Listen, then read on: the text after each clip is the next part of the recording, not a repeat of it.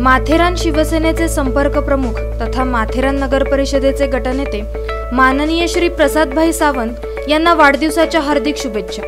शुभेच्छुक प्रसाद सावंत मित्र मंडळ माथेरान।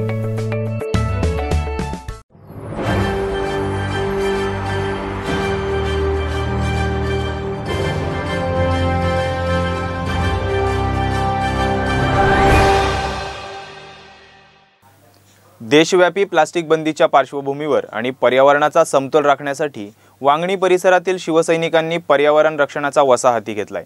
प्लास्टिकचा वापर पूर्णपणे टाळावा आणि दैनंदिन वापरातील प्लास्टिक पिशव्यांचा वापर बंद व्हावा या हेतूने शिवसेनेचे विजय वाघचौरे यांच्या वाढदिवसानिमित्त कापडी पिशव्यांचे वाटप करण्यात आले।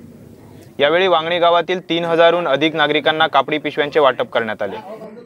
वाढदिवसानिमित्त अनाठाई पैसे खर्च न करता अशा प्रकारच्या उपक्रमाद्वारे समाजकार्य केले पाहिजे असे सांगत शहर प्रमुख प्रसाद परब यांनी विजय वाघचौरे यांना शुभेच्छा दिल्या।